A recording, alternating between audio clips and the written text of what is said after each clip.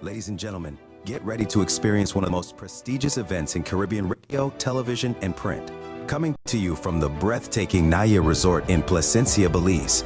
And brought to you by the Caribbean Broadcasting Union and Great Belize Productions Limited. We are excited to present the opening ceremony of the 55th Annual General Assembly of the Caribbean Broadcasting Union. Enjoy.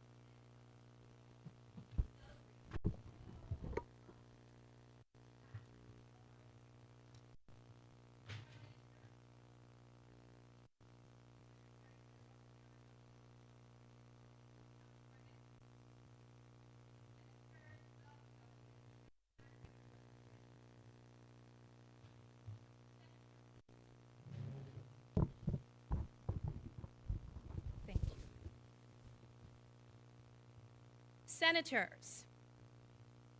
President of CBU, Dr. Claire Grant, welcome to Belize. Secretary General of CBU, Ms. Sonia Gill, also welcome to Belize. chairpersons of surrounding village councils, members of the Caribbean Broadcasting Union, visiting journalists, delegates, and invited guests. A warm welcome to everyone at this assembly and those of you joining us via our broadcast and stream on Channel 5 Belize. We also warmly welcome viewers from Carib Vision, which is retransmitting this signal and reaches the tri-state area of United States, New York, New Jersey, and Connecticut, as well as the provinces of Ontario and Quebec in Canada and 22 islands of the Caribbean. Additionally, a special welcome goes out to viewers tuning in through UETV, radio listeners on NBC Radio in St. Vincent and the Grenadines, and those watching our live stream via Healthy Caribbean Coalition's social media pages. Ladies and gentlemen, at this time, we pay respect for each member country and territory of the CBU represented here this evening with the parade of flags. The flags are being paraded by members of our Belize Coast Guard. Thereafter, please stand for the national anthem of Belize.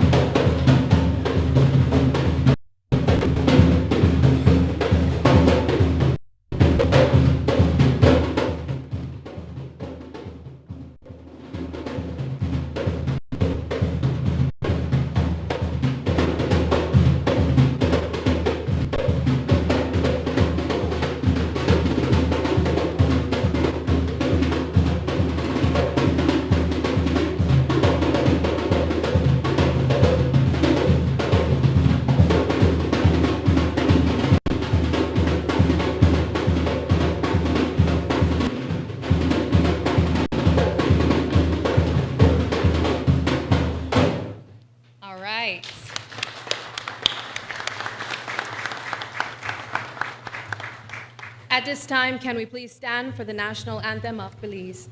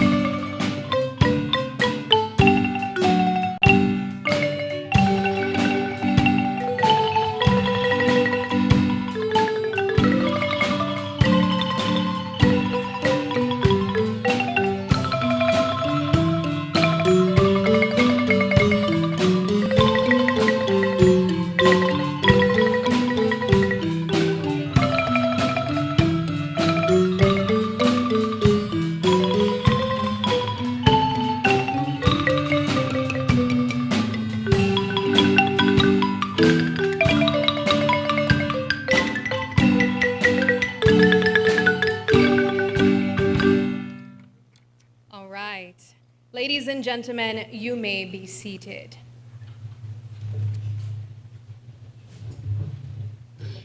Also, thank you to the members of our Belize Coast Guard as well. A special acknowledgement also goes out to Los Hijos del West, who journeyed all the way from Benque del Carmen and Benque Viejo del Carmen. And if you don't know where that is, because I do understand that we have some guests here with us, that's about 3 hours away from Belize City in the western part of our country. Also on stage was the Urau drumming group, and both of these performers that you heard, you will be expecting later on in the show as well. The Caribbean Broadcasting Union is an influential nonprofit association representing public service and commercial broadcasters in the Caribbean, with a reach of over 4.8 million people in the region.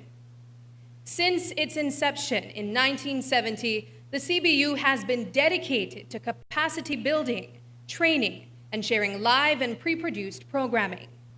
It also focuses on media sector advocacy and support and promoting communication and information rights. As a regional institution, it is crucial in facilitating discussions and analysis to inform policy formulation on significant integration issues. The Caribbean Broadcasting Union has successfully organized the General Assembly since 1971, and we are thrilled to be hosting the 55th edition this year in Belize. I don't want to promise you guys, but it might be the best one yet. So to officially welcome you in true Belizean fashion and also continuing your cultural experience that I understand you guys have been enjoying for the past couple days, we invite to the stage the Urao drumming group, coming all the way from the city of Belmopan, our country's capital. However, their sound comes from the southernmost part of our country. So you might also be feeling a little bit of you might want to get up and dance. So we want to invite them over. Please give them a round of applause.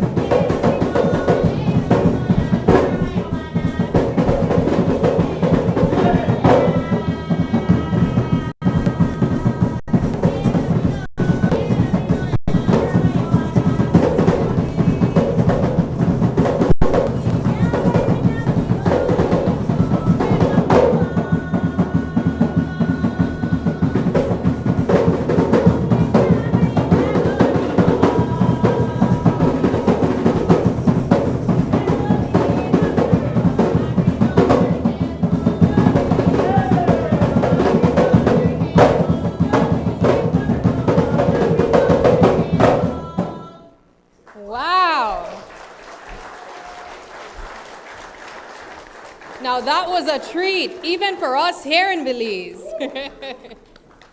Wow, that was fantastic, guys. Let's give a second round of applause for the Urawu drumming group coming from Belmopan City. And just to give you a little bit of a lesson here, this isn't on the script, but we oftentimes refer to Belize as a melting pot of culture. Now, guys, what I want you to know is that there was just one of the ingredients in that melting pot of culture that we have here in Belize. We are filled with so many ethnicities, such rich history, and I'm just hoping that a little bit of the time that you spend here in Belize, you're able to learn a bit more about that. I also want to inform our viewers and those interested in different parts of the region to stream this opening ceremony as well. The ZIZ Broadcasting in St. Kitts and Nevis, you can also access the opening ceremony there. Antigua and Barbuda Broadcasting Services, Jamaica News Network, Grenada Broadcasting Network, CCN TV6 in Trinidad, WESN in Trinidad, again UETV, NBC Radio in Grenada, and Carib Vision. If I butchered any of those titles, please forgive me. We move into the rest of our program. Now it is my pleasure to introduce Dr. Claire Grant, the esteemed president of the Caribbean Broadcasting Union, who will be delivering the president's address. Dr. Grant has been at the helm of the union since 2021, bringing her expertise and vision to the organization. In addition to her role as president, Dr. Grant holds the position of deputy CEO at RJR Gleaner Communications Group. Ladies and gentlemen, CBU President, Dr. Claire Grant.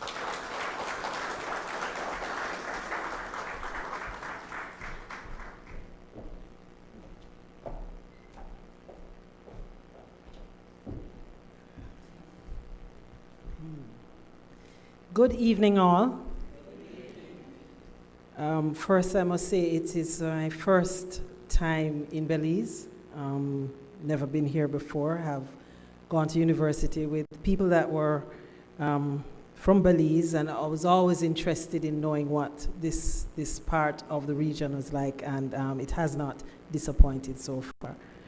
So I just like to say I feel the warmth.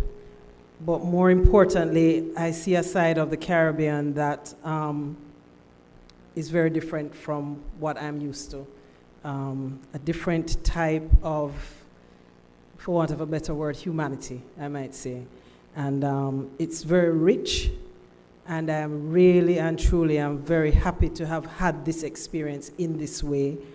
And sometimes, you know, we seek to get tourists from faraway places, but I think that people in the region would really find this experience very exciting. So I'd like to start properly now.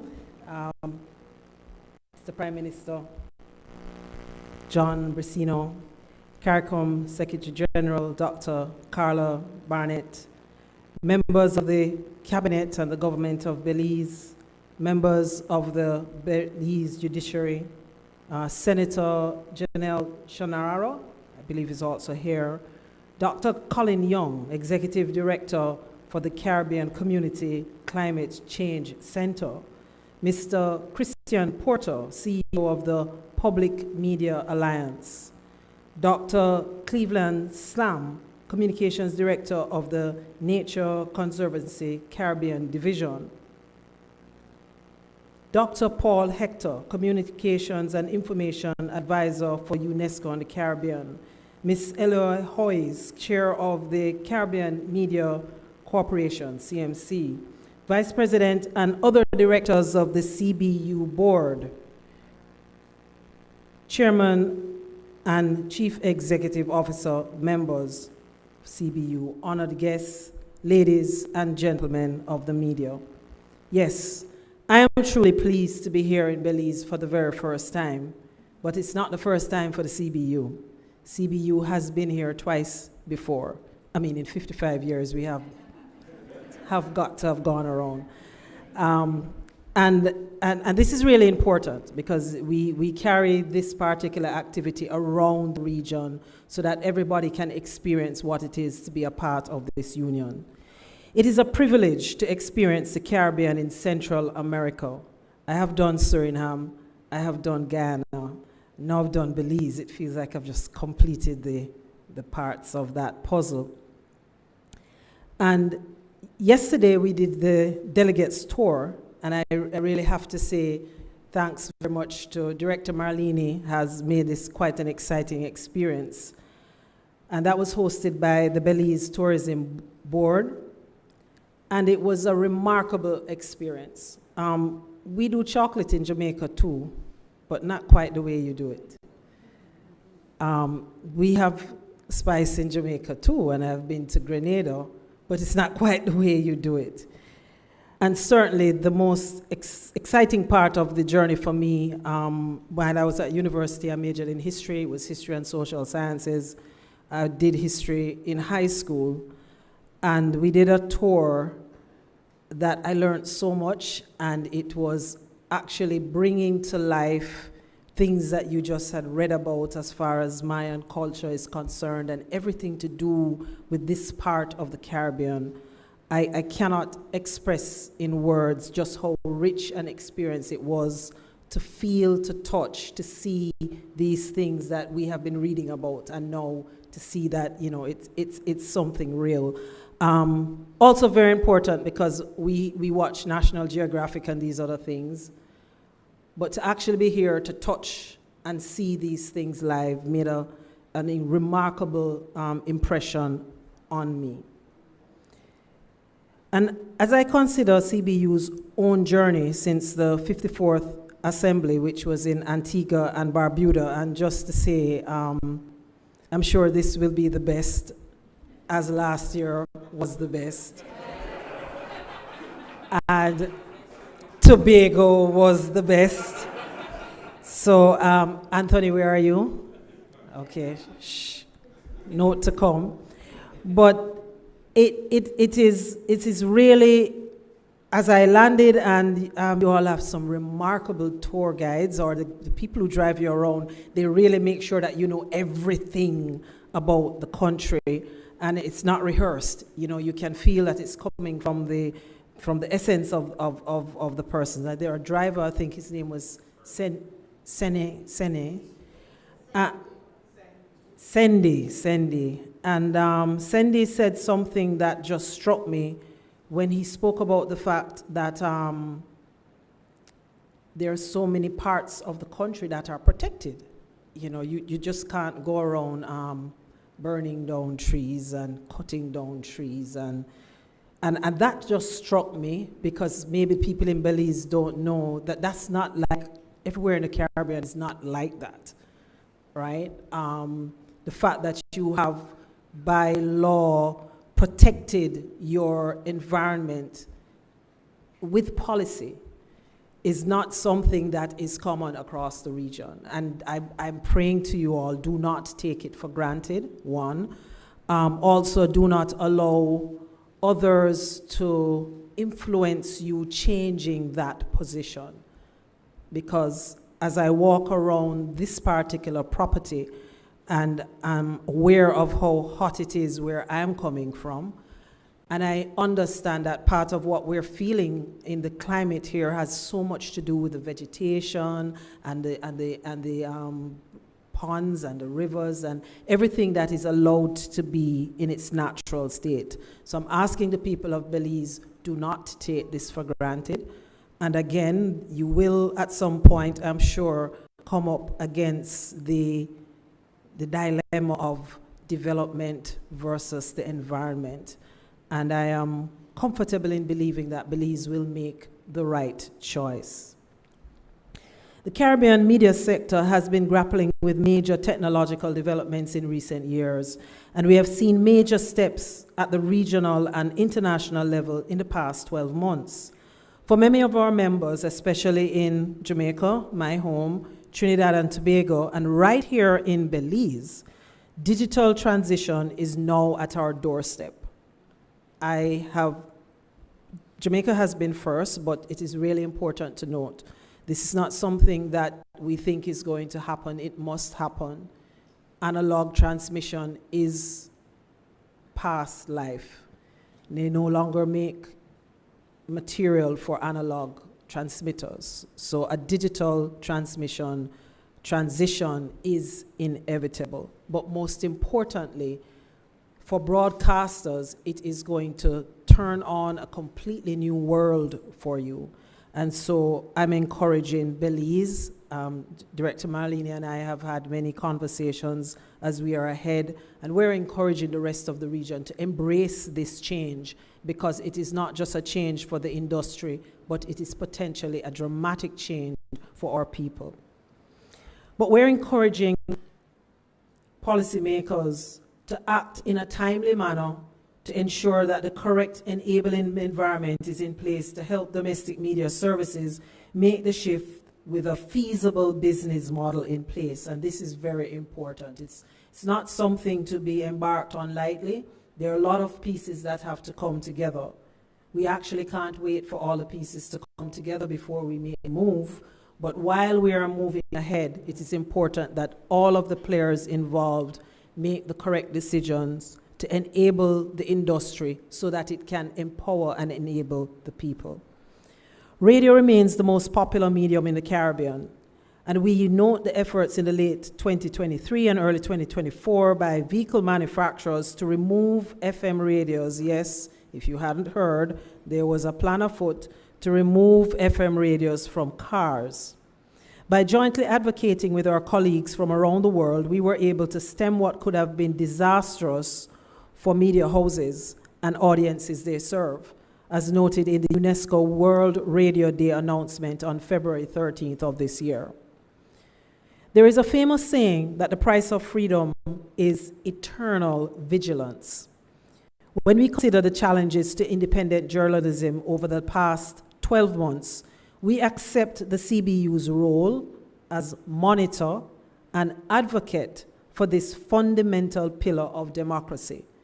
And I will indicate that in small territories like ours, it is really, really, really important for us to respect and understand the importance of a democratic space and a democratic system. We were particularly concerned by the challenges to journalist safety, both physically and virtually, posed by troubling events during the period. On World Press Freedom Day on May 3rd, the CBU shone the light on our French CARICOM member Haiti and noted the tremendous difficulties faced by Haitian media, including the murders of colleagues. While in the English-speaking Caribbean, we're first to speak out about the shooting at a media house in my home, as well as the death of a journalist in separate incidents. And we took note of the disturbing viral attacks on journalists in Guyana.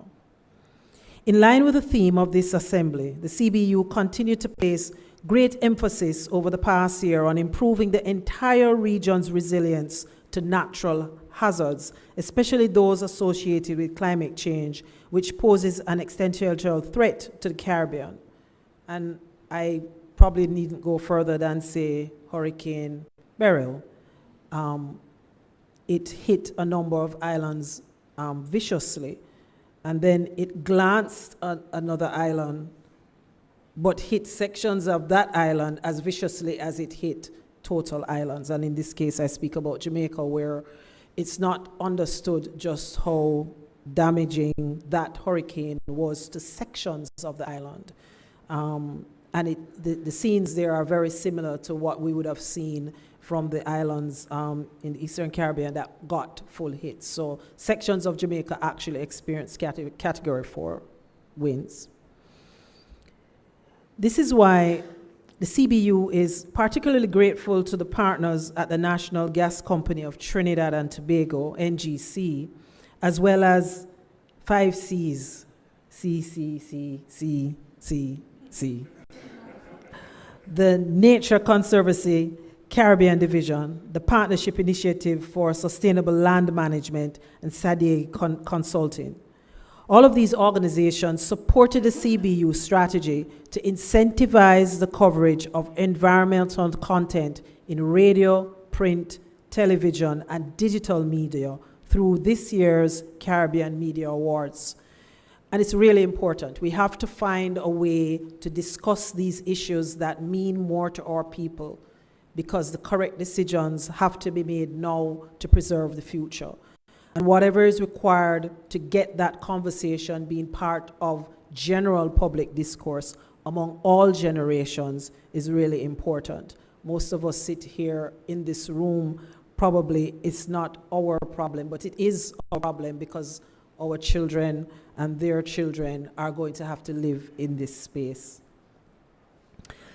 I take the opportunity also to say thanks to Sagicor and the Caribbean Development Bank, Basic Needs Trust Fund, the Healthy Caribbean Coalition, and the Carry Secure project funded by USAID and implemented by the UNDP, who also collaborated with CBU as CMA category sponsors this year.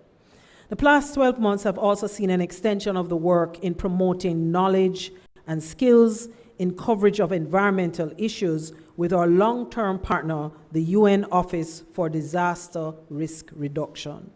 The UNDRR, through the global project Media Saving Lives, has provided sterling support in capacity building.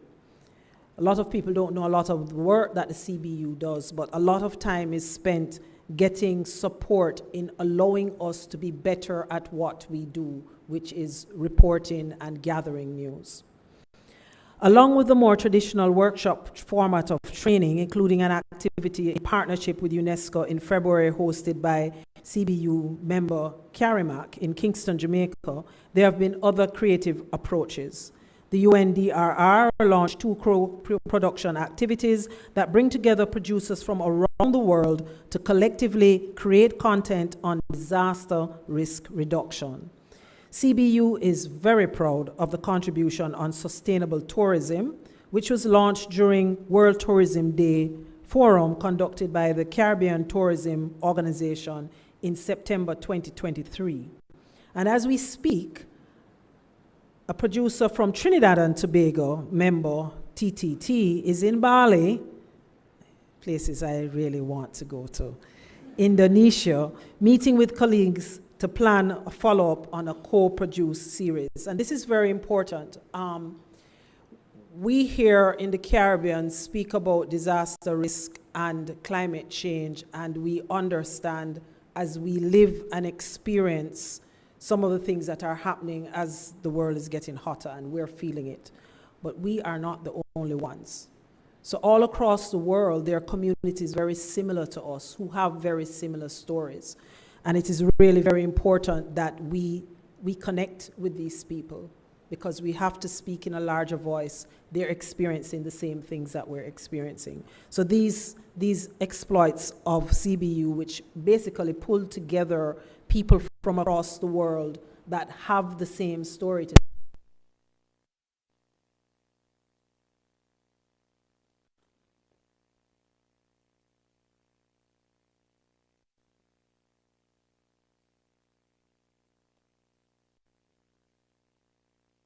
when media entities themselves are victims of major weather events. 6 weeks ago, 3 of our members, as I indicated before, suffered from Hurricane Beryl. Recognizing its vital role in such situations, the CBU responded by ensuring comprehensive reporting of the effects, especially on the Grenadines. In partnership with the Caribbean Disaster Emergency Management Agency, videographers, reporters, and social media specialists were deployed to St. Vincent and Grenada within 48 hours of the strike of Beryl with the rapid needs assessment teams.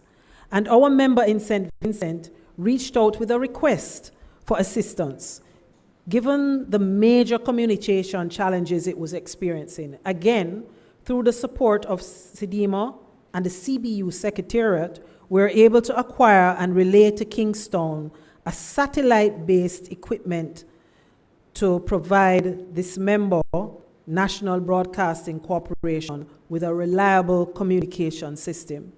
Everyone knows how significant this would be for a country that has been hit by a hurricane if you've experienced what it is. But what I think was more importantly is important about what happened is that was an opportunity for us to actually do what we are supposed to do as a union. That's why we're here. We're here to serve our members. And in times like these is when the support is required, and I am really proud of the team that we were in a position to make that immediate response for our member. I pause here to note that CBU's member coverage of and partnership with this lead Caribbean agency is just a small demonstration of how much media positive attention is placed on the achievements of the community. It just goes to show that maybe this needs to be recognized by the political directorate in the region. Yes, it is a clap moment.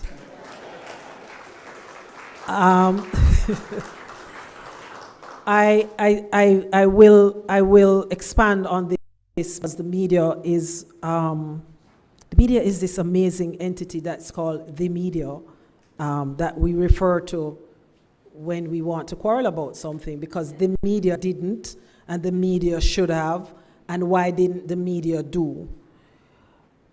But there are times when the media does do and you don't hear, well, the media did. So we are really reaching out to all of the people that partner with what we need to do. We are not existing by ourselves. The media exists for the region. It exists for the people. Without the people, there is no media. But the media also understands its role in ensuring that the people can grow, they can develop, they can be better than what they are. And for that reason, we ask all of the people who can support, to all the people who think about things that they would want to do, come and talk to us. Because our role is to make this community better and stronger. Another tried and true partner, UNESCO.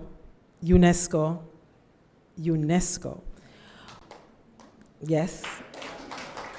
Also stepped up to support Caribbean media, appreciating that the devastating effects of catastrophic weather systems can leave a country without one of its most needed elements of relief and recovery, a functioning media system. CBU will express its deep appreciation to UNESCO here and again tomorrow for the deployment of an emergency radio equipment system known as, and this is really cute, Radio in a Box, to members in Antigua and Barbuda, Barbados, and Turks and Caicos. And we're really looking forward to the expansion of that because of what it means to the region. What I've shared with you this evening briefly reports some of CBU's efforts, very briefly, with the generous support of regional and international partners to ensure the resilience of the region through the media sector. There is a lot more that we want to do. There's a lot more that we intend to do. There's a lot more that actually we have to do. For those of us who would have just finished watching the Olympics, oh yes, I'm from Jamaica, so I'm a bit sad. But no, not really, I'm not sad. I'm not sad at all because Jamaica has been a little spoiled. So we get 6 medals, including a gold medal, and people are quarreling. Undoubtedly the only country in the world that you get silver in the 100 meters and you're upset. But I think we really need to understand how important it was for us to watch the Olympics and see it through our eyes. We mustn't take that for granted. And the CBU is the anchor that created that difference in how we see the Olympics. The CBU through CMC would have been the first organization that acquired the rights, sent a team to Atlanta. It was Atlanta first. Or was it Sydney? Atlanta. And we covered it and were able to have people see the Olympics, hear the story through our voices. we take it for granted now, and I'm sure there's a whole generation that has no clue what it was like to suffer. Suffer it was, watching the Olympics, seeing your person win, and have to get the interview of the person who came last because you weren't there, right? And it really, really, really is something that we mustn't lose sight of. It's an example of the significance and the importance of media in the region in changing the perspective of our people. We look and we want to be what we see. If we don't see ourselves and we're not able to see how we can do things differently and better, then we will not aspire to be different and better. I tell people that West Indies cricket is suffering from not being on free-to-air TV, and people laugh, but it's a fact. It's a fact. So I used to be up at 3 o'clock in the morning watching cricket with my father and understood how important this experience was. So that doesn't happen anymore. And I mean, fortunately, Usain moved to track and field, but Usain Bolt wanted to be a cricketer, right? And I bring this up because it's really important as we look to the future in some of the things that we want to do, that we understand that CBU is going to be marching forward in letting everybody understand the importance of our people seeing themselves in our media. I have this platform to say we're eating American apples, peaches and plums, and American pears, because that's what we see on television. We don't see golden apples. We don't see jackfruit.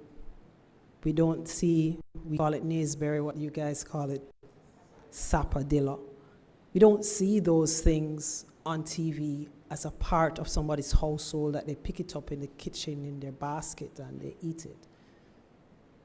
That's subliminal marketing that changes cultures. It changes people's interpretation and impression of themselves. So these are some of the things that we are going to endeavor to support, to change the narrative around who we are as people so that we can see who we are as people. As I reflect on the theme of resilience in the context of this assembly, we invite you and our partners to accept the critical importance of the regional media sector. And in our board meeting today, we spoke about the business of media. And today, what I want you all to think about is, we talk about the regional media sector often. We're industry. That is what we are. It's a business. It's an industry. It is something that is no different from people who are in engineering or people who are in medicine or people who are in anything else that you would call an industrial. Media is an industry as well. It has a really large ecosystem that can create millions of jobs. And in this world, in many different areas because of the digital explosion. And we begin to understand the role of CBU in being a catalyst in the growth and the expansion of the regional media industry. We'll all get a sense of what can happen if we get the support and everybody rallies behind the CBU. We must survive, because if we do not survive, others will tell our story, others will mute our voices, and others will make us seem small and insignificant. And that is not something we are going to allow. That's not a road we are going to walk again, because we've done it once, and that was good. Don't need to do it again. We welcome you all to this, our 55th assembly. And I certainly look forward to engaging with everyone that is here in this really generous, lovely, warm environment of Belize. I don't know how to express to you guys. I had no clue what to expect when I came here. Belize is different from Suriname, and it's different from Guyana, and it just has this unique sweetness about it that I think I'm trying to find a piece of land to buy down here. I quite like the place. But thank you all very much for listening to me, and as I said, 55th Assembly, open now.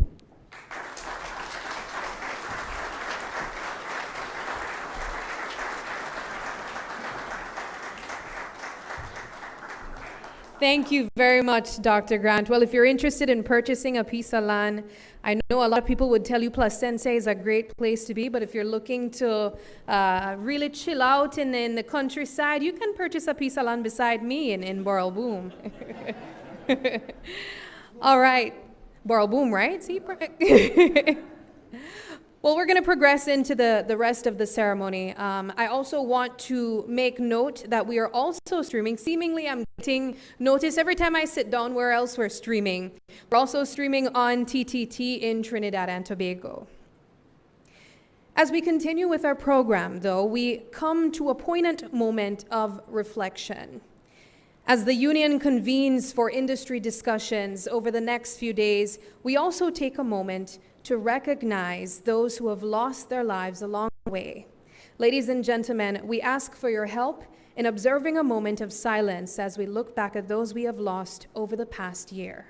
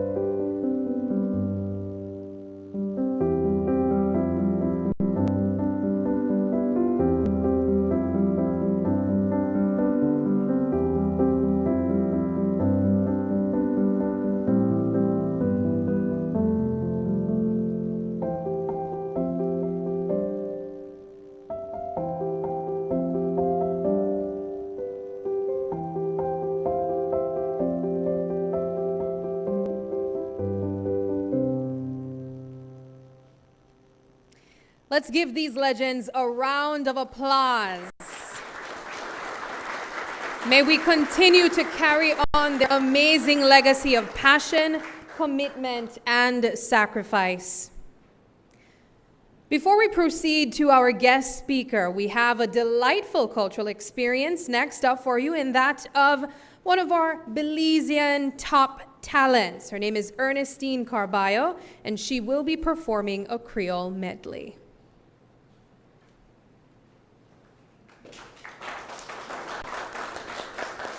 Beautiful. Hello, microphone check. Beautiful good night to everyone. And I'm very happy to be here to entertain you all. They call me the Belizean Soca Queen. So yeah, I'll be doing 2 of our Broke Down music by our legendary Miss Leela Vernon, as giving back to her and Belize culture. All right. When Belize gal come out, then I come out fi play. When Belize gal the out, then the out fi party time away. Take a body to the ground, make a western in wrong and wrong, dance to the rhythm of the rock song. It's carnival time again, we are dancing a song. Dance to the rhythm and the rock song. All the ways and I make one stroke. Wheel around I do a move. Jump up high like you want to fly. Raise a foot and kick and high. Did you walk, walk, wap and galang, did you walk, walk, walk, wap and galang, did you walk, walk, wap and galang, did you walk, walk, walk, wap and galang, did you walk, walk, wap and galang, did you walk, walk, walk. When Belize gal come out, then I come out fi play. When Belize out, then the out the party time away.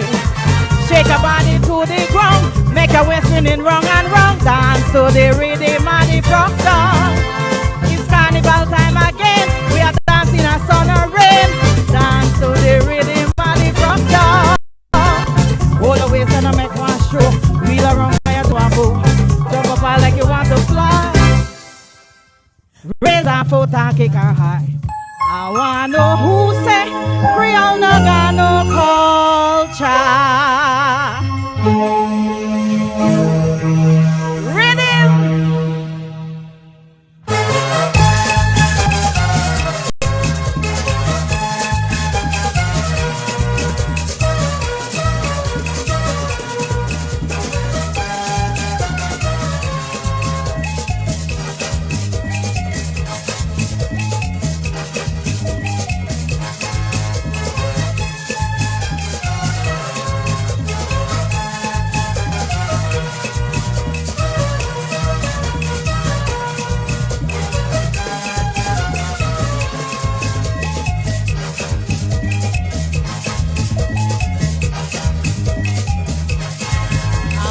Who say Creole no got no culture? I wanna know who say Creole no got no pride. When they me bring we all the way past South of Africa, and them land we on this Caribbean shore. They me bring the Congos and they even bring the Ashantis and Mandingo. I wanna know who say Creole no got no history. I wanna know who say Creole no got no identity.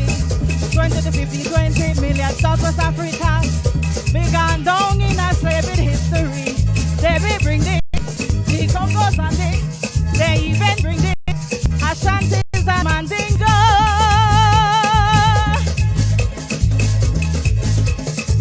I want to know who say Creole no got no culture. I want to know who say Creole no got no pride.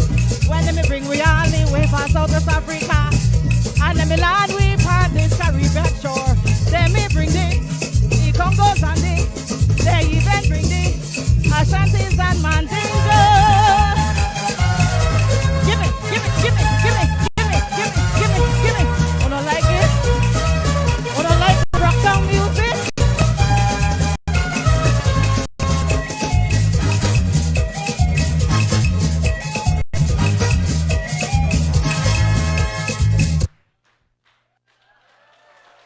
Thank you.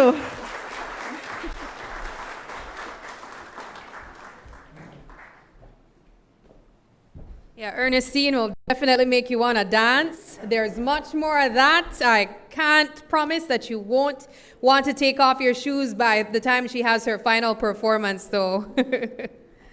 All right, well, we now hear from Dr. Carla Barnett, and the 8th Secretary General of the Caribbean Community, an economist with over 30 years of professional experience in the region, including having served as Deputy Secretary General of CARICOM Secretariat, Deputy Governor General of the Central Bank of Belize, Financial Secretary of the Government of Belize, and Vice President of Operations of the Caribbean Development Bank, blazing a trail as the first woman appointed in these positions. And of course, even though she's here in a professional capacity, we also want to brag and say that, you know, she's here back home in Belize. So, ladies and gentlemen, our guest speaker tonight is Dr. Carla Barnett, Secretary General of CARICOM.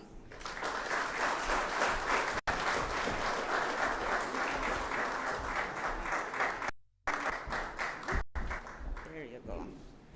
Thank you very much, Sabrina. It's wonderful to be home. I'll just leave that there. Honorable John Briceño, Prime Minister of Belize, Dr. Claire Grant, President, other executives of the Caribbean Broadcasting Union, ministers, members of the National Assembly. I'm not doing this in the right order, but you understand where I'm coming from. Ladies and gentlemen all, I am pleased to address you this evening as you convene your annual General Assembly and related activities as a proud Belizean. I welcome you to my beautiful country, where our diverse landscape of mountains and beaches and mangroves, rainforests, and our Belize Barrier Reef, designated by UNESCO as a World Heritage Site, present altogether a fitting backdrop for your focus on media and the environment. I begin by extending heartfelt congratulations to your President, Dr. Grant, who has just been awarded the Order of Distinction by the Government of Jamaica for services to journalism, media, and communications. Congratulations too to the family of the late Honorable Oliver Clark, who will be inducted this evening into the CBU's Hall of Fame in recognition of his distinguished contribution to the media.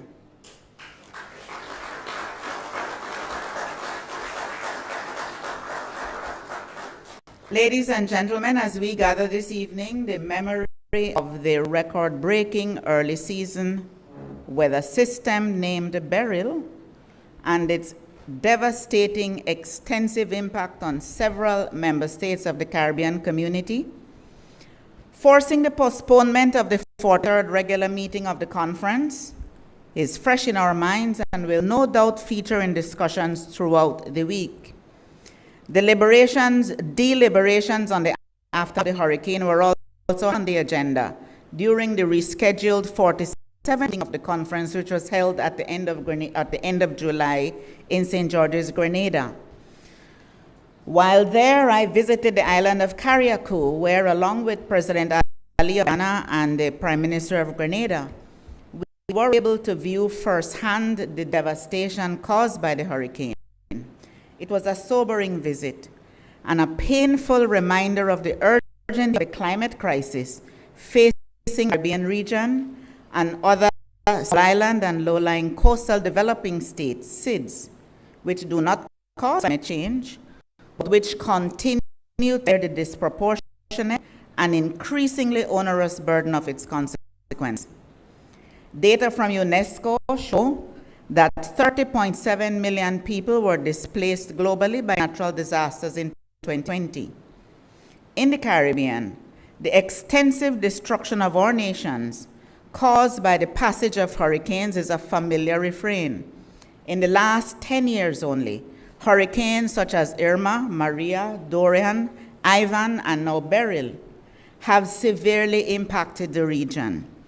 Coupled with this increase in adverse weather events are the other effects of climate change: warmer oceans, droughts, floods, salination of our aquifers from sea level rise, all of which undermine the sustainability of sectors such as agriculture and fisheries. the increasing cost of repeated replacement of critical infrastructure, such as roads and bridges, and restoration of essential economic services, such as electricity, water, telecommunications, and social services, such as health and education, erodes the socioeconomic gains which we have been making. Given rising global emissions, scientists expect the effects of natural disasters and sea level rise to worsen by 2050, putting the lives and livelihoods of Caribbean people even more at risk. CARICOM heads of government have been deliberate and unrelenting in their advocacy for urgent action by the large emitters to do what is necessary to limit global warming to 1.5 degrees, and for timely activation of the Loss and Damage Fund. This unified advocacy will continue, including at the 29th Conference of Parties of the United Nations Framework Convention on Climate Change, COP29, in Azerbaijan in November, where we will present a coordinated position on the climate crisis. I commend CBU for adding its voice to our advocacy by selecting this relevant and timely theme around which to center discussions at this semi. Commendations are also due to the Caribbean Community Climate Change Center, 5Cs, for its partnership with CBO over the past 2 years, which has resulted in a notable increase in the volume and the depth of content on climate change. This is important work, which deserves recognition and commendation, and I congratulate all who receive awards in this regard at tomorrow's ceremony.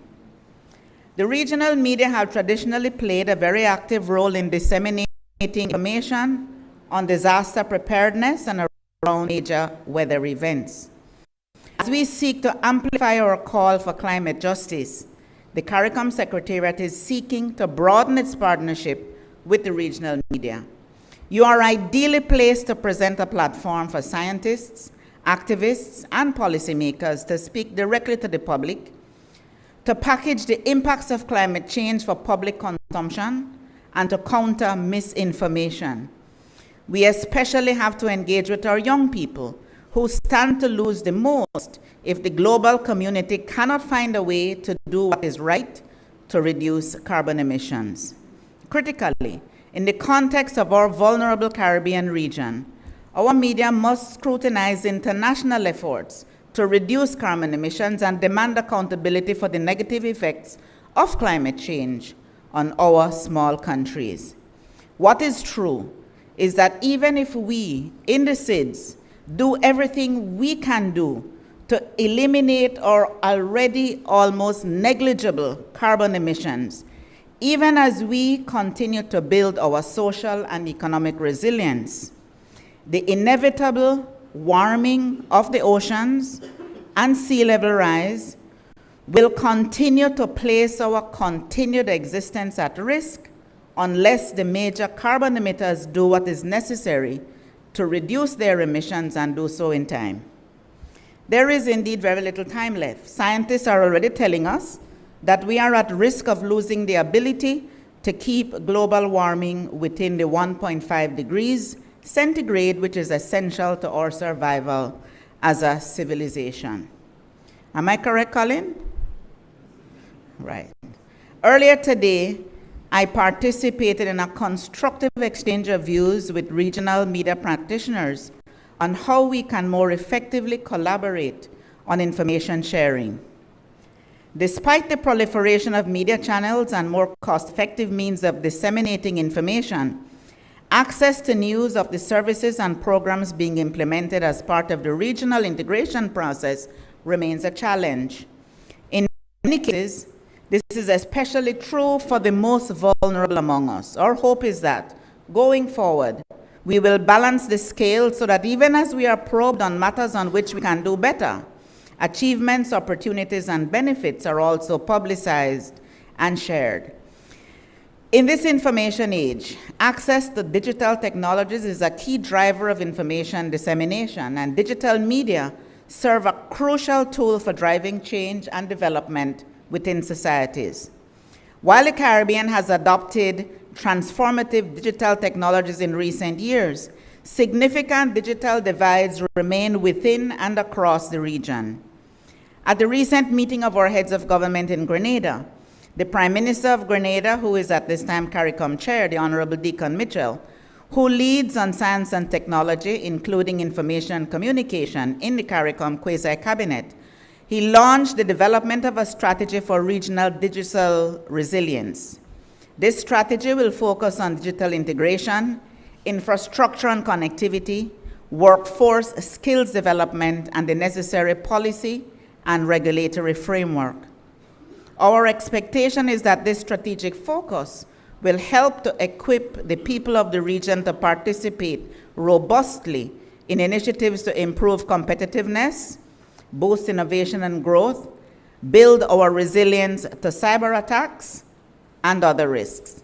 This is especially critical for our young people as they prepare to lead the region. Importantly, today, August 12th, is the International Observance of Youth Day under the theme, From Clicks to Progress, Youth Digital Pathways for Sustainable Development, drawing attention to the pivotal role of young people in harnessing technology to advance sustainable development.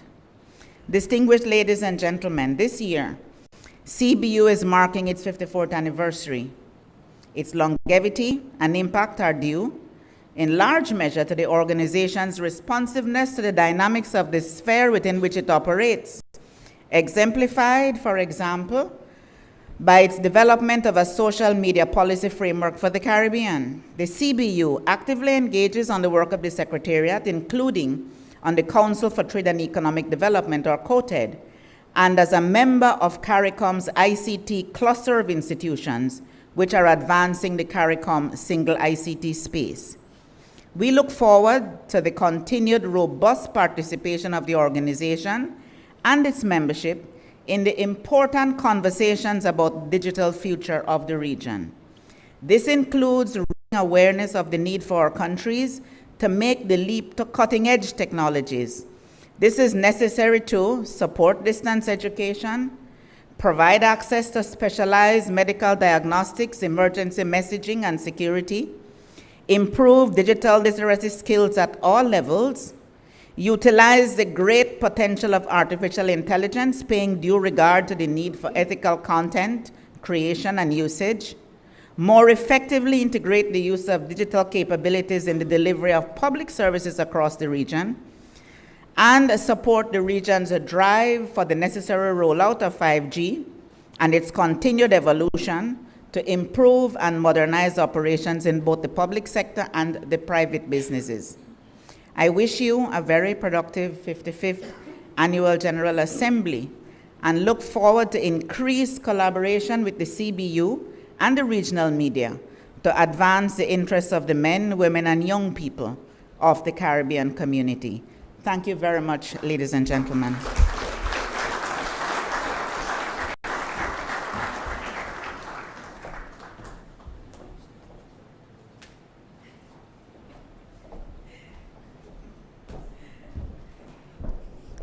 All right, let's get one more round of applause for Dr. Barnett. And we hope you have also been enjoying your time back home. I don't know if you were a part of any of the excursions so far, but I mean, you know all of this, right? I also want to take an opportunity to recognize just some of the key points that you mentioned. I don't want to take time from our other guest speaker that will be coming on, but I do want to say that I appreciate you underscoring the impacts of climate change in the region, but of course highlighting an opportunity for us to partner with the media, for CARICOM to partner with the media as well. So I'm hoping that we all hold each other accountable after this opening ceremony as well. Now for our feature address for this event. Ladies and gentlemen, this evening we will also be graced with the esteemed presence of the Prime Minister of Belize, the Honorable John Briceño. Prime Minister Briceño is the 5th Prime Minister of Belize. In addition to his role as Prime Minister, he holds key responsibilities, including Minister of Finance, Economic Development, Investment, civil aviation, and immigration, and he also has the responsibility of broadcasting. Previously, he served as Deputy Prime Minister and Minister of Natural Resources and Environment. He is renowned for his leadership in the People's United Party and significant contribution to Belizean politics. Furthermore, he has played a pivotal role in environmental initiatives, demonstrating his commitment to the preservation of Belize's natural resources and sustainable development. Help me now, ladies and gentlemen, to invite to the podium to deliver the keynote address to our audience, the Prime Minister of Belize, the Honorable John Briceño.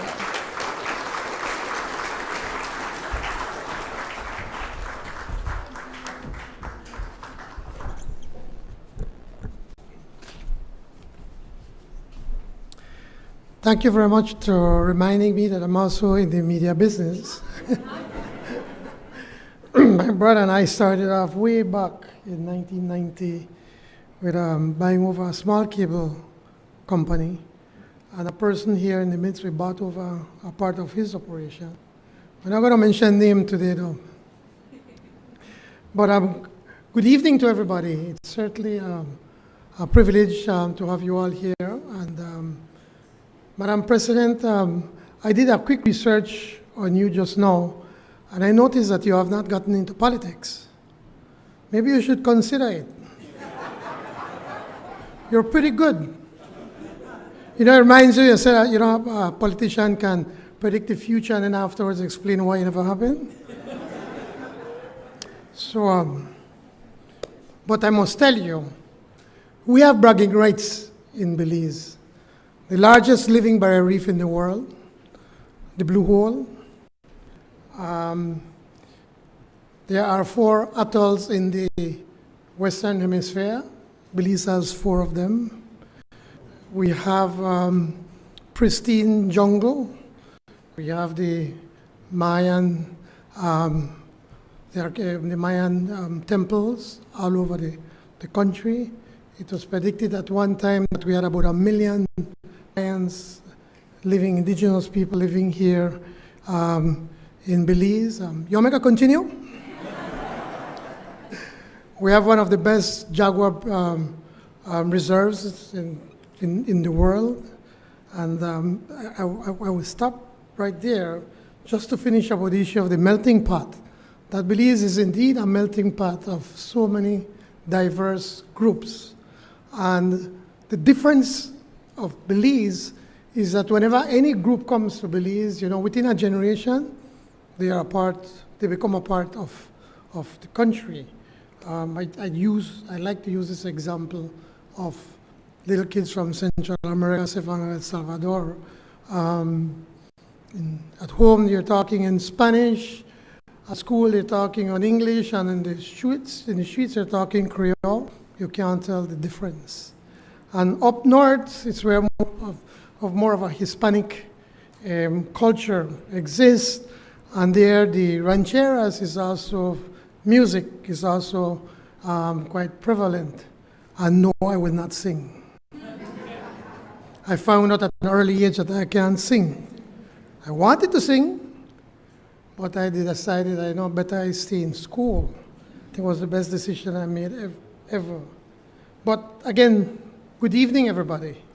And certainly I want to welcome you all to the south, to scenic Placencia, a beautiful part of the country, almost as beautiful as my hometown, Orange Walk. That has nothing to do with tourism, it's about cane, about the sugar industry. As you all know, I mean, just a short walk from here. Yeah, it will bring you to a small village of St. Bite, a picturesque Garifuna village, where we have our fisher folks. They'll go out early in the morning, they jump on their little canoes and trying to search for some fresh fish. 12 miles down south is the thriving village, probably one of the wealthiest villages in the country, Placencia, a Creole Mecca, where the tourists come to walk along our pristine beaches and experience what has become, again, a melting pot of Creole, Maya, Garifuna, and now the North American culture. I always find the white people all over the place, especially when it's nice.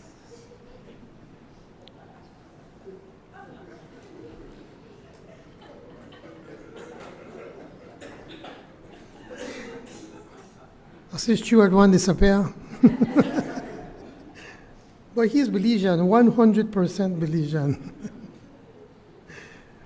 You have really, honestly, ladies and gentlemen, you all have really picked a good place to hold your 55th annual general meeting. And I'm glad to be here with you to celebrate your 55th general meeting here in Belize. As Secretary General Carla Bernard has mentioned, I'm Belizean. We here in Belize, we are deeply committed to the environmental sustainability and preservation. I'm pleased that you all decided to focus this year's meeting on such a critical issue, media and the environment. Today I will share with you some of the work of my government, the work that we're doing in the areas of conservation and preservation. As a government, we are deeply committed to safeguarding our natural heritage and promoting sustainable practices that will ensure the long-term healthy and viability of our environment. As journalists, I trust you have all done your research, and so you know that Belize is home to a rich diversity of ecosystems, including pristine rainforests, vibrant coral reefs, and abundant wildlife. Recognizing the importance of these natural resources, our government has implemented a range of initiatives to protect and preserve our environment for future generations. One of our key achievements has been the establishment of a network of protected areas that covers over 36% of our land and sea territory. These protected areas include national parks, marine reserves, and wildlife sanctuaries. They serve as vital shelters for endangered species and critical habitats. Of course, we have to ensure strong enforcement measures and community engagement to combat issues such as illegal logging, poaching, and unsustainable fishing practices that threaten our biodiversity. Because of our stewardship and recognizing the need to do more, we have partnered with international associations to put in place facilities to safeguard our natural resources, which we consider a crucial part of our natural patrimony. One such partnership resulted in what is seen across the world as an innovative way to address development and natural resource protection. The Belize Blue Bonds, a debt for nature swap, allowed us to reduce our external debt in exchange for conservation and protection. This resulted in important intrinsic benefits. One significant benefit was to avoid default and to meet debt obligations. Another major benefit was to place Belize as a credible leader in innovative approaches to private climate finance and conservation. Our government was able to leverage the success of the Belize Blue Bonds transaction to negotiate new deals for nature and climate financing. During this transaction, we managed to reduce a debt from over $500 million US dollars to $363 million US, and at the same time set up a trust fund with $20 million that we hope that by 2040 will be at $100 million US. And here is something else that's exciting. Government along with its international partners, are co-designing a project finance for permanence for marine and coastal areas in Belize. By 2025, Resilient, Bold Belize, that is what we are calling it, should raise about $80 million for conservation, effective management, and livelihood security. Belize, in turn, I think is required to put, I think it's over $20 million to add to the $80 million for the PFP. Today, Belize continues to be a global leader in demonstrating its commitment in valuing nature and integrating nature into its economic plans for development. For us, a healthy coastal and marine environment is paramount.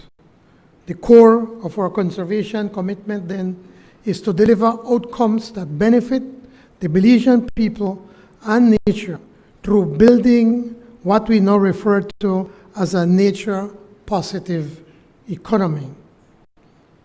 Belize has also been a global leader in marine conservation, particularly in the protection of our barrier reef system. As the second largest barrier reef in the world, the Belize Barrier Reef is a UNESCO World Heritage Site and a critical marine ecosystem. For many of you here tonight, this may be hopefully not your only opportunity to experience a vibrant, living barrier reef. And I encourage you to make the time to go out and dive or snorkel the reef. For those who can, you should try to experience our great blue hole. As I mentioned earlier, Belize has 3 of the 4 atolls in the entire Western Hemisphere, so find the time to go to see what we believe is one of the great wonders of our beautiful planet. And if there are anybody that loves fly fishing, these are some of the best places in the world that you have for fly fishing. But I digress. So let me leave the tourism promotion to others, and let me get back on track. Carla, they laugh with that. Back on track. Stay on track. We just finished a political campaign where it says stay on track. And people did stay on track. I'm digressing. Please forgive me. I'm trying to get Stuart to laugh, but I laugh, man, Stuart.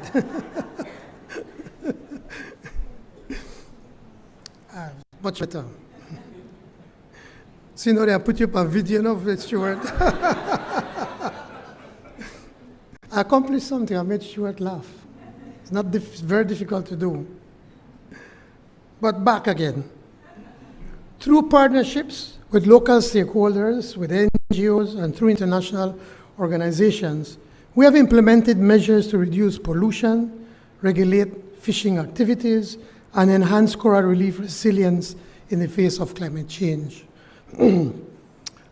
For those of you, many of you, this year, I think something that, at least for the first time that I can remember, where we had these heat waves coming through Central America. And it was horrible. I don't know if in the Caribbean it was as bad, but it was really bad here in Central America. And for the very first time, we had massive forest fires that we have never experienced before. We'd have some of them out in the mountain parage, but in this instance, we had some massive forest fires up in the down south, in the indigenous area, where we do a lot of slash and burn. And especially when it's very, very hot, the wood is already extremely dry. And so in many instances, those fires used to get out of control. And we had to send the BDF and the police. Everybody had to go down south to try to see how we could control these areas. Thankfully, there was no loss of life. And I think probably maybe 1 or 2 homes were lost, but a lot of crops and seeds for our indigenous people was burnt during that time. And so it's something that we have never experienced, and I hope that it is not going to be something that's going to happen in the years to come. It got so hot that the wires from BL, they got so hot that they burst out in flames. So we were having a lot of a lot of blackouts in many instances, and some of it is of no fault of BTL. It's simply BL, but it's simply because of the changes of climate change, and makes us start to realize of what is to come if we can't turn things around. So, in addition to our protected areas, Belize has also taken significant steps to promote sustainable tourism and responsible development. Our government has implemented regulations to ensure that tourism activities are conducted in an environmentally friendly manner, minimizing impacts on sensitive ecosystems and wildlife. For instance, for too long, Belizeans felt that mangroves, are a waste of time. We have, it brings a lot of sandflies, and we need to get rid of it so we could have a good look at the view of the sea. But now more than ever, Belizeans are realizing how important it is to protect these mangroves. They protect the coastline, they protect against erosion. It creates a vibrant marine ecosystem. And Belizeans are starting to now realize why is it's so important for us to be able to protect these ecosystems. And so by promoting these eco-friendly practices and supporting community-based tourism initiatives, we are striving to balance conservation with economic growth. Our government is also committed to addressing climate change through the promotion of renewable energy, sustainable agriculture, and climate-smart policies.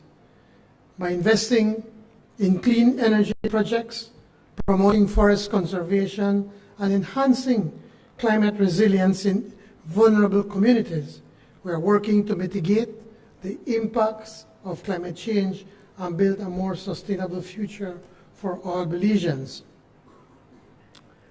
I'm extremely proud of the progress we in Belize have made in the areas of conservation and preservation. And I wish I could take that credit all by myself, but it is something that has happened decades ago, and that here we are now today, where Belizeans can really, truly feel and appreciate the importance of conservation and preservation. But of course, there's still much work to be done.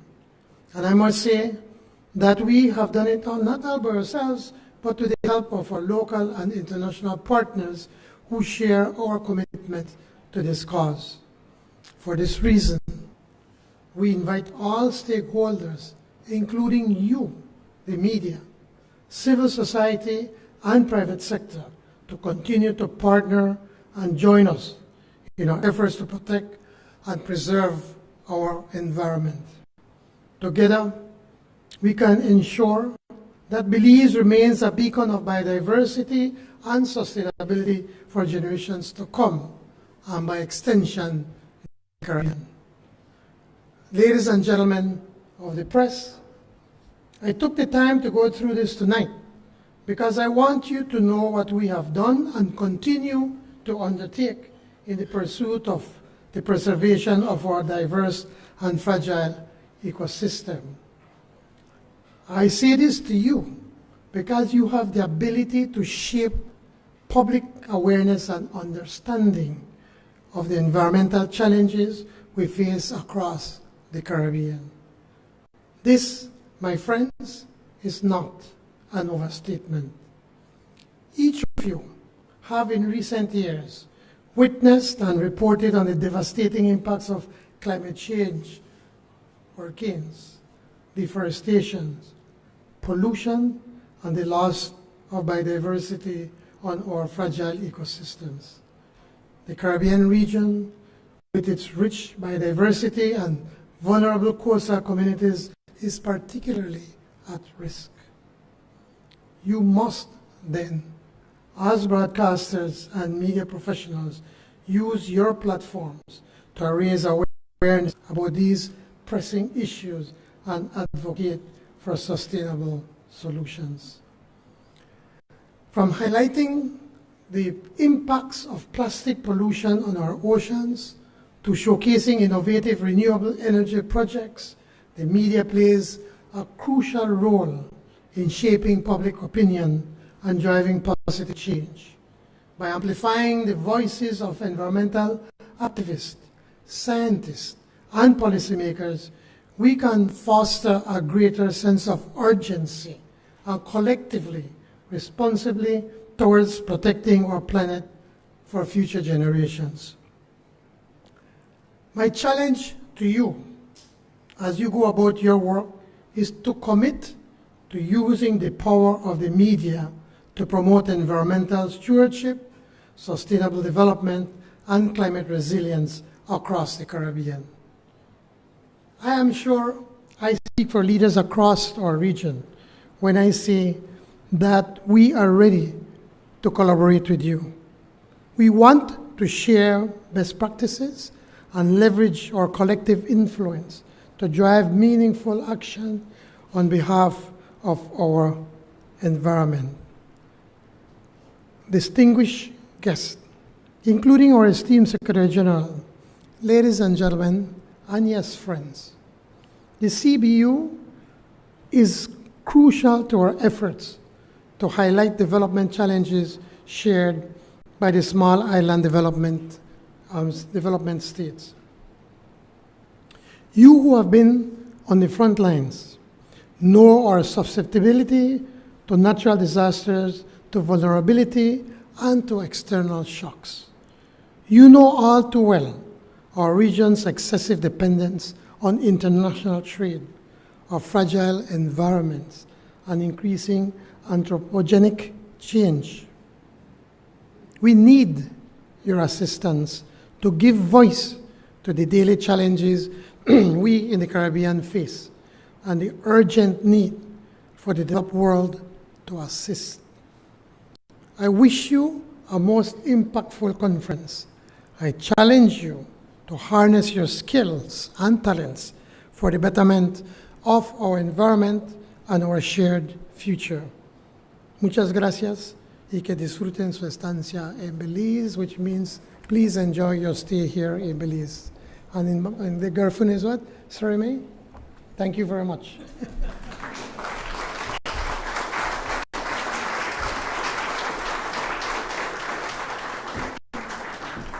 Ladies and gentlemen, Prime Minister of Belize, Honorable John Bersenio, and also thank you.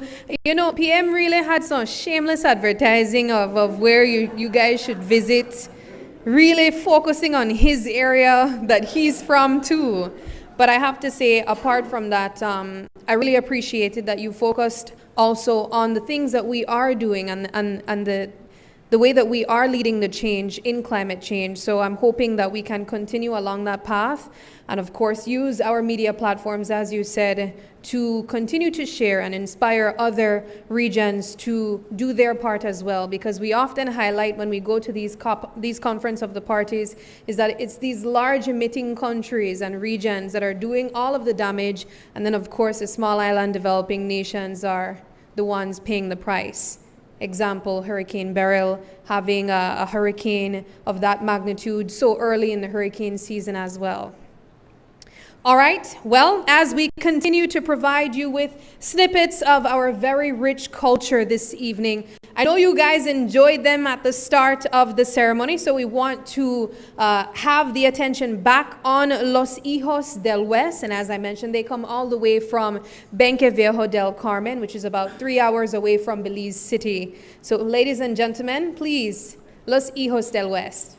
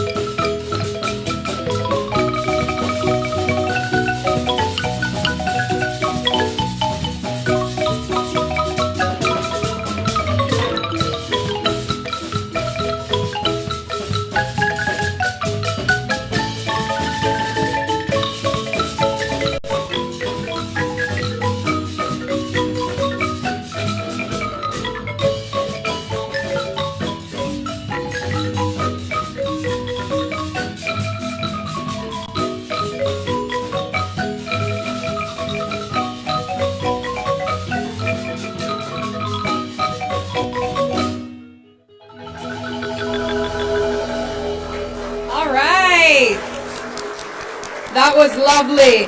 Again, that was Los Hijos del West coming from Benque Viejo del Carmen, but actually they just came back from Mexico yesterday. They were, of course, using their talent and sharing just a bit of Belize's culture in Mexico as well.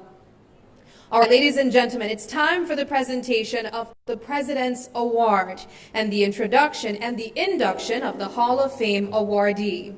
Dr. Livingston White, a senior lecturer and former director of the Caribbean School of Media and Communications, CARIMAC, at the University of the West Indies Mona campus, will be guiding us through this segment of the evening's program. With over 25 years of experience as a consultant and conducting research and training for various local and regional Caribbean-based development and government agencies, including the Caribbean Disaster Emergency Management Agency, SEDEMA, the Organization of Eastern Caribbean States, Turks and Caicos Islands Government, and the Ministry of Health and Wellness in Jamaica. Dr. White is well versed in this field. Please join me in welcoming Dr. Livingston White to the podium to lead us through this part of the program.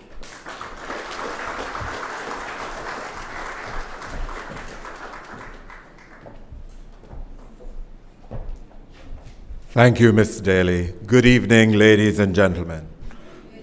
The Caribbean Broadcasting Union's President's Award is made in recognition of an individual or institution's contribution to the work of the CBU as an organization and to its members.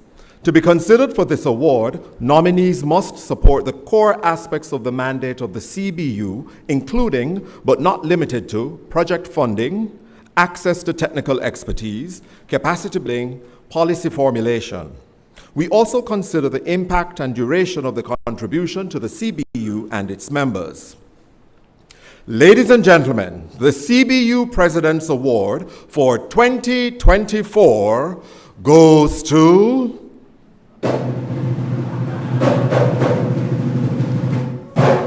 the Caribbean Community Climate Change Center.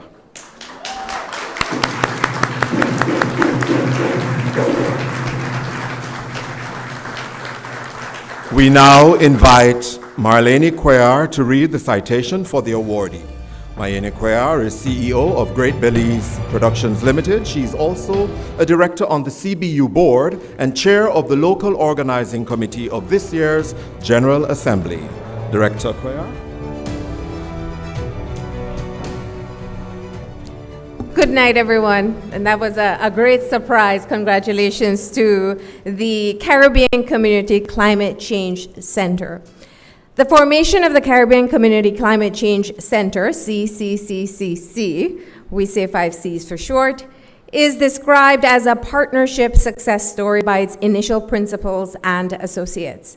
Conceptualized in 2001 and established by the CARICOM heads of government in 2002, the 5 Cs coordinates CARICOM's response to climate change and efforts to manage and adapt to projected impacts. In September 2002, following the approval of its establishment, Belize was selected as the host country. Planning and operationalizing of 5 Cs commenced the following year in 2003 with the appointment of an interim director, and by July 2005, the organization was formally declared open with a skeletal staff of just 5 people. Today, the center boasts a staff complement of 75, most of whom are stationed at the headquarters in Belmopan City, Belize. A small number of project staff are also located across CARICOM member states. To help member states respond to climate change impacts, the 5 Cs provides core services that fall into 3 broad categories: CARICOM climate change negotiations, climate data for evidence-based decision-making, and climate resilience building activities.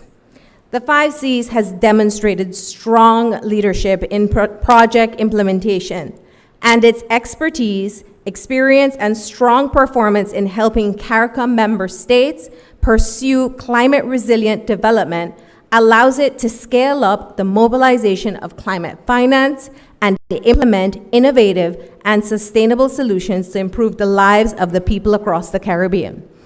At the same time, it takes pride in its successful strategic partnerships with key institutions and organizations in the regional and global arena. Throughout its lifetime, but particularly in the last decade, 5 Cs has recognized the inherent value of partnerships with regional media sector. Not simply in an instrumental way of using media organizations to issue its messages to desired audiences, but also in building the capacity of media professionals and institutions. The partnership with the Caribbean Broadcasting Union was formalized in 2018, and 5 Cs made an impactful contribution to the CBU Assembly that year in Kingston, Jamaica. The significant expansion of the collaboration came in 2022 when 5 Cs engaged with CBU in a multi-pronged partnership of in-person media sensitization, public outreach, and the introduction of multimedia categories in the 2022 Caribbean Media Awards. The finale of the media sensitization was carefully planned to align with the CBU Assembly in August 2023, when more than a dozen journalists and producers from around the region were invited to a high-level sensitization session coordinated by the 5 Cs under the Intra-ACP GCCA Plus project, Enhancing Climate Resilience in CARIFORUM Countries. This phase of the partnership culminated in the awards gala addressed by the 5C's Executive Director, Dr. Colin Young, which was beamed and streamed to an audience in the English, Dutch, and Spanish Caribbean. Because of the foresight of the organization, media professionals who had been exposed to the technical experts as well as the impacts of climate change for the people of the region were able to accept their rewards in person. Recognizing the high return on the investment in media capacity building, in 2024, 5Cs once again linked arms with the CBU in incentivizing coverage of this critical development theme to support for categories in the NGC 35th CBU Caribbean Media Awards to be presented in the home country of Belize. To enhance the capacity build, expand the knowledge base, once again, nominated entrants in the Caribbean Change categories were brought together with high-level expertise to grapple with the concepts and impacts of climate change in a workshop conducted in 5C's headquarter country in Belize in August of 2024. That was today. Nearing its 20-year anniversary, the 5C's is poised more than ever to carry out its mandate to coordinate CARICOM's response to climate change, thanks to the continual support of its partners worldwide, among which the CBU is proud to be numbered. For its appreciation of the value of partnership with the region's media and for its sterling efforts to build capacity to ensure public awareness and effective action to address climate change, 5Cs is highly deserving recipient of the CBU 2024 President's Award. Thank you, Director Marlene. We invite CARICOM Secretary General, Dr. Barnett, to present the award, which will be received by Executive Director of 5Cs, Dr. Colin Young.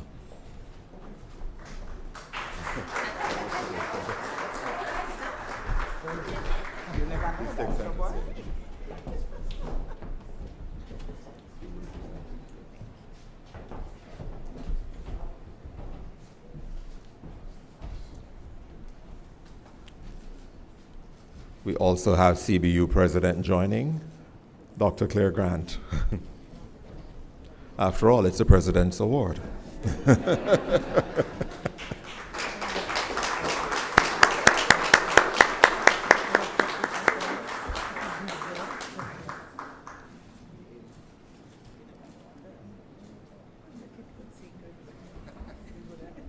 Thank you, Dr. Barnett. Thank you, Dr. Grant and Dr. Young. Your response? You have to say thank you. Yes. Apparently, one of the things that the CBU is very good at is keeping secrets. Honorable Prime Minister, Honorable John Briceño, SG, Dr. Grant, members of the CBU, the Board of Directors, other members of the National Assembly, journalists, ladies and gentlemen, this is an absolute delightful surprise. I did not expect this at all. And apparently Marlene have somebody in the 5Cs from which she was able to gather quite a bit of information. I think one of the things that Steve Jobs said, sometimes you can't connect the dots going backwards. You could only you can't connect the dots going forward. You could only do that going backwards.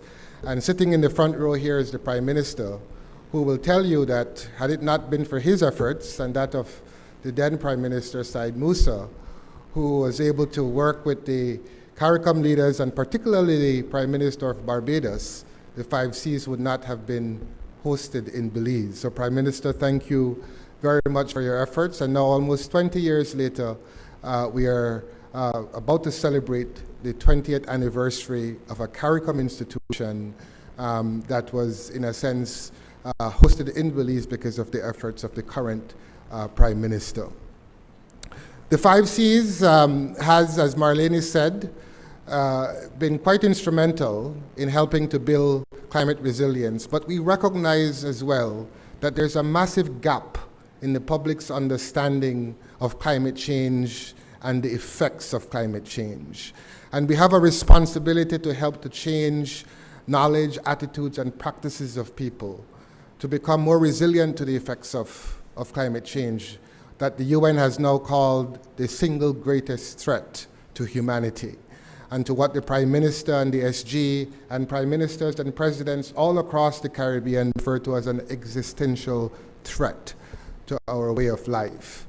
And we do so through strategic partnerships. And it is because of these strategic partnerships that we've been successful. To date, the 5 Cs, by the way, is a self-funded institution. It is one of 2 CARICOM institutions that does not receive subventions from member states. But to date, we have mobilized and invested over $250 million across CARICOM in building climate resilience. We manage a portfolio today of $168 million in 12 countries, and we have a pipeline of projects that we hope to get funded within the next 2 to 3 years of $500 million that we're mobilizing to build climate resilience across the region. We hope to showcase our achievements next year at the 20th anniversary of the 5 Cs. But I'm here at this wonderful surprise because I want to thank and congratulate the CBU, who we are planning to hitch, I think you said linked arms, Marlene, for quite a while, because you are an indispensable partner, Dr. Grant, you and your team, in reaching almost 5 million people across the region. There's no other entity that has the expertise, that has the reputation, that has the reach, that has the know-how, stories told by us for us, than the CBU. And linking arms with you over the last, since 2018, but particularly over the last 2 years, is paying rich dividends by encouraging our journalists, our media professionals in print, in media, in digital, in TV, in radio, in showcasing the plight of people, the effects that climate change are having on our lives and our livelihood, the injustice that is being caused on our people by those who are responsible for causing climate change. Your role is absolutely indispensable. You have to let us, to allow us to have you tell this story in a way that touches not just our lives and our hearts, but that pushes those who are most responsible to do more and do more faster. So thank you to the CBU. We are committed, as long as I'm at the 5 Cs, to have this event of having climate team awards every year. So that's for the journalists in the room and those listening by streaming to get your stories ready for next year as well. So once again, on behalf of our board of directors and all my staff at the 5 Cs, who do a tremendous job in serving our countries, at the end of the day, I like to say we do this because lives and livelihoods are at stake. It's an absolute pleasure to be here. Thank you for this award. We sincerely appreciate it. Congratulations to Dr. Young and his team at the 5 Cs. And now, the 2024 CBU Hall of Fame induction. On behalf of the chair of the CBU's Hall of Fame selection panel, Shida Balai, former CBU president, I am pleased, as deputy chair, to present the 2024 Hall of Fame inductee. Our 5-member selection panel also included Gary Allen, Group Senior Executive, Corporate and External Affairs, RJR Gleaner Communications Group, Jamaica, inducted into the Hall of Fame in 2022 and CBU past president. Guna Kuman, former manager ATV Telesur Suriname and former member of the CBU board. And Coletta Olivier, former CEO NBC Radio St. Vincent and the Grenadines and former member of the CBU board. To be eligible for the induction into the Caribbean Hall of Fame, the candidate must have attained outstanding achievements accumulated over a period of 20 or more years in categories related to service to media. These categories include presentation, production, engineering, marketing, or general management at the national, regional, or international levels. Other categories include policy formulation, planning and research to refine media practice in the region, and advocacy to advance the cause of Caribbean media. This year, the Hall of Fame selection panel recognizes Oliver Clark as the 2024 Hall of Fame inductee. To read the citation, please welcome former president of the CBU, former CEO of Great Belize Productions Limited, and CBU Hall of Fame awardee 2011, Mr. Stuart Crone.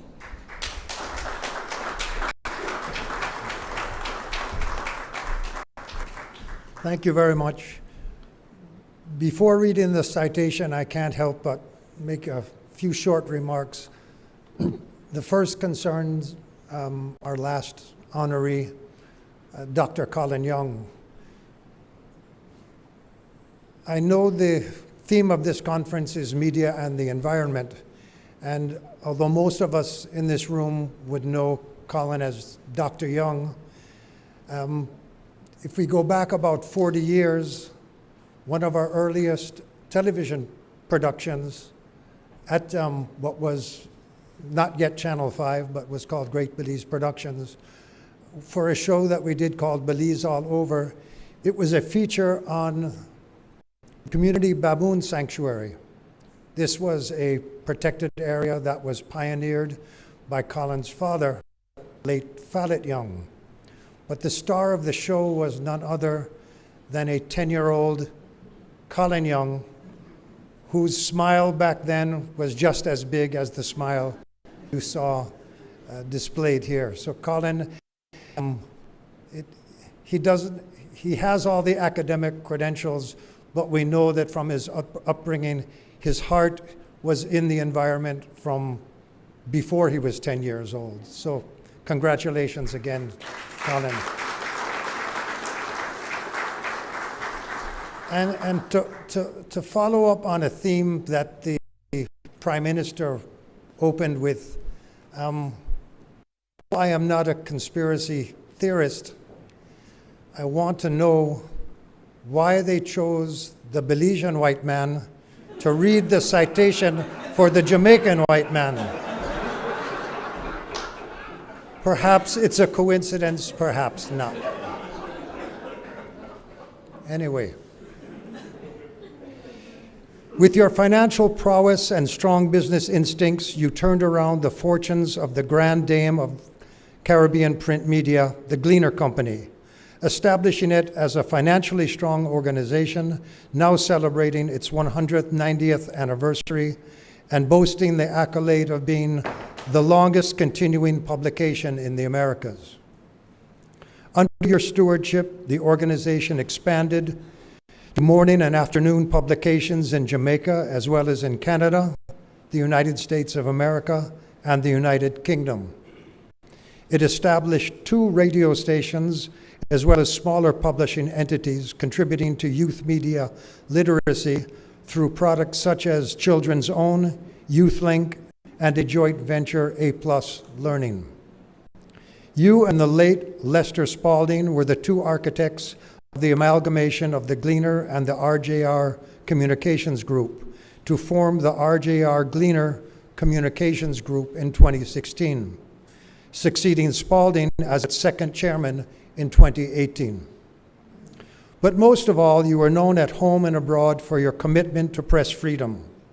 In the late 1970s, spurred by efforts of the government of the day to bring pressure on the Gleaner to influence editorial policy or indeed to close the company, you launched a campaign to protect the free press, regarded as a critical pillar of democracy. Recalling that the Gleaners' membership of the Inter-American Press Association and of the Commonwealth Press Association stood us in good ground, you maintained a dominant presence in both international press organizations were eventually elected president of the IAPA. In the late 1990s, as president of IAPA, you led the lobby to get Caribbeans to sign on to the Declaration of Chapultepec, which sets out 10 fundamental principles of press freedom.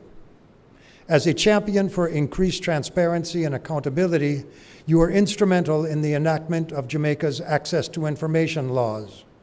You were also in the forefront of advocacy for changing the defamation laws in Jamaica, traveling the country with members of the Hugh Small Committee appointed to review Jamaica's libel laws, which were eventually amended in 2009. Among the amendments were key provisions you championed for many years, including the abolition of criminal libel, the establishment of a wire service defense, and having a jury decide guilt or innocence in a defamation matter, but the judge determined the more complex issue of the quantum of damages to be awarded. Your giant influence and media advocacy were felt around the region, supporting the Caribbean News Agency, CANA, and adding the Gleaner as a key member. You eventually went on to become CANA chairman, as well as a director of the Caribbean Media Corporation. You also offered tangible and moral support to fellow publishers across the region. You will be long remembered for your publishing peers for taking on the Maurice Bishop-led People's Revolutionary Government of Grenada after it shut down several private newspapers and jailed journalist Alistair Hughes. In 1996, you were one of the 4-member team of Caribbean media leaders to stage an intervention when the Basdeo Panday government launched a campaign against the Trinidad Guardian, demanding the firing of its editor-in-chief.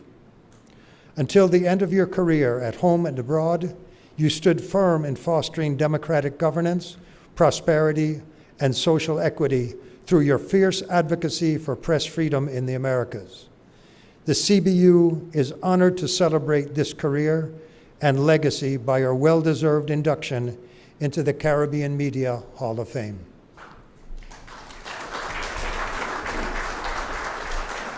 Thank you, Mr. Crone. To present this year's award for our inductee, we invite Prime Minister of Belize, Honorable John Briceño.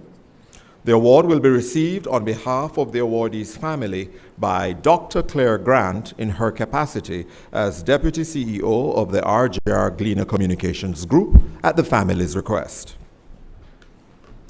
A round of applause.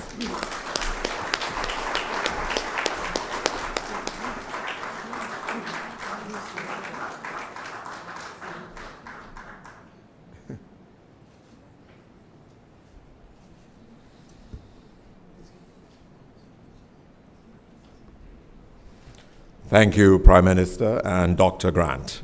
Ladies and gentlemen, a final round of applause for our President's Award recipient, the 5 C's and 2024 Hall of Fame inductee, Oliver Clark.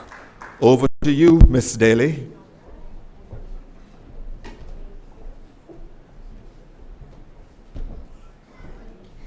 Thank you, Dr. White. At this time, I invite the Vice President of the Caribbean Broadcasting Union, Richard Purcell, to deliver the closing remarks.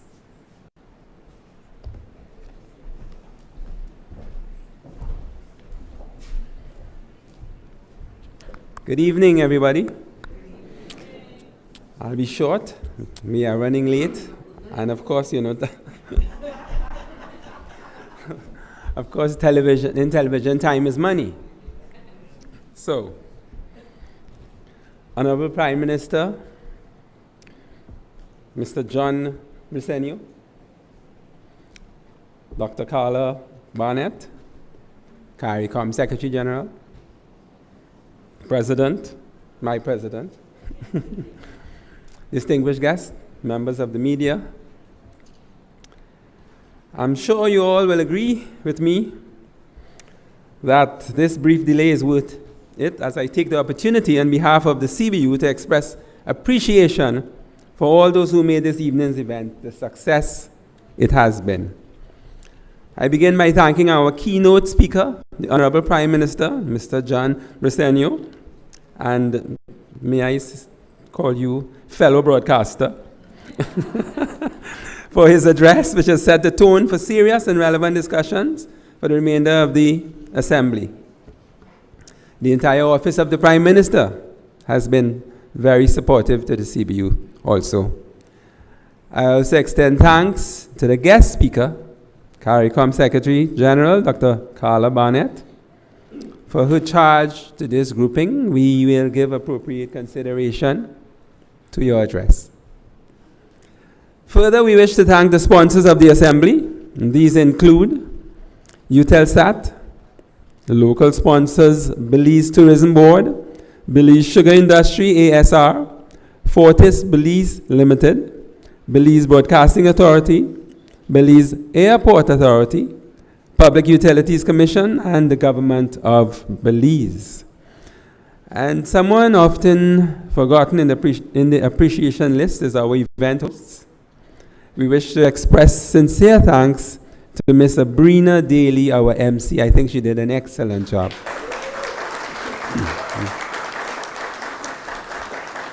And last but not least, I take this opportunity to thank the local organizing committee led by the indefatigable chair, Ms. Malini Quila, and fellow director of the CBU. Malini, you and your team did an excellent job, excellent.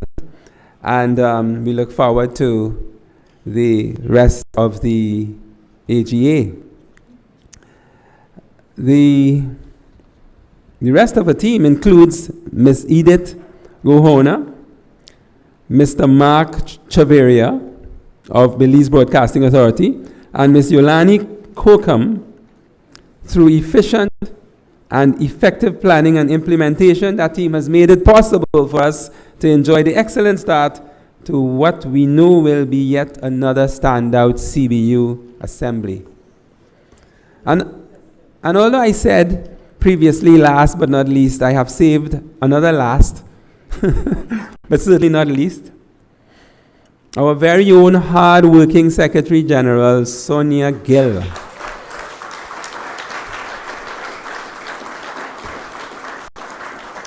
Affectionately called Field Marshal Gill. I don't know how affectionate that could be, but her work resumes as soon as we leave Belize, as she begins planning with Director Green and his LOC for the next AGA. Well, let me not say where it will be. That's a surprise that's coming up. But, so thank you, Field Marshal Gill. And thank you all, and please join us at the poolside reception. Thank you all very much.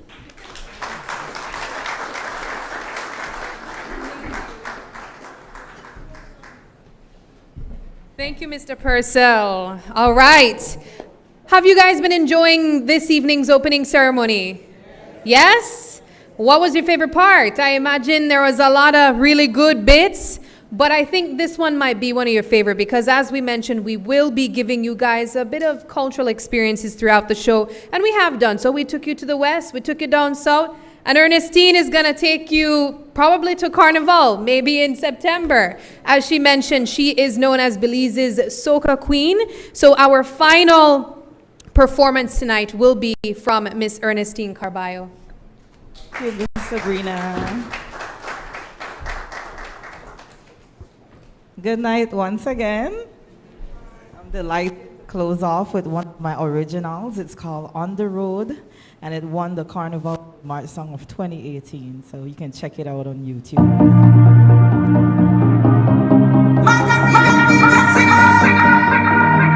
Guess where you find come Carnival Day, behind a big truck in the party, and I will be jumping Carnival Day. We no care who talking for way. 'Cause I know what is my mission in life. It comes from this time, and I will fulfill all of my destiny in a carnival life. On the road, on the road, on the road, on the road again. That's where you will find me and my soca friends. On the road, on the road, on the road, on the road again. We no care who talk. road, on the road, on the road, on the road again. That's where you will find me and my soca friends. On the road, on the road, on the road, on the road again. Partying from start all the way till the end. Listen now, it's time of the year again. They shouted me name again. They want me to lead the parade. They want me to mash up the stage. They say there is none like you that can tell me what to do. After 3 going back. 1, 2, 3, and push, push, push it back, right back, push it back, push, push, push it back, right back, push it back, push, push, push it back, right back, back, back, back, back, back, back, back, back. That's where you find me come Carnival Day. In our line, push it front, push it front, push it front. That's where you find me come Carnival Day. In our line, bounce it down, bounce it down, bounce it down.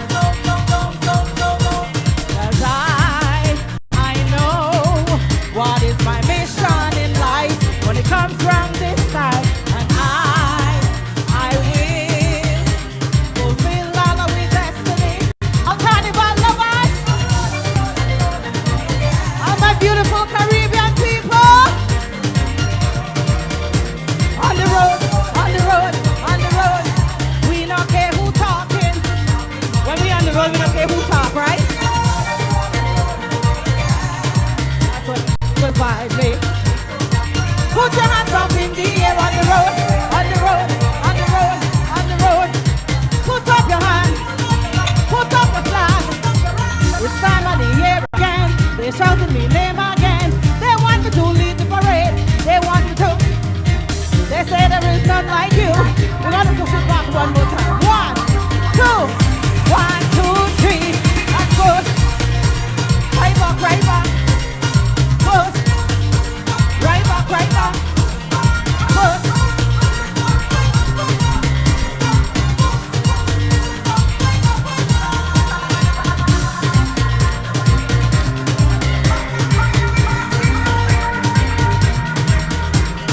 Push it back, push it back, push it back, push it back, back, back, back, back, back, back, back, back. Thank you all. Enjoy our beautiful country Belize. Thank you, Ernestine. Ernestine, I want to have the trust that you do. You really knew how to gauge, to push it back enough, not to push it back off the stage. I need that type of faith. Well, ladies and gentlemen, as I mentioned, we are winding down in the show, so we have come to the juncture of where we will be taking that official photograph. So we will be inviting to the stage Prime Minister, CARICOM Secretary General, CBU members, and award recipients. Please come to the stage for your official photograph.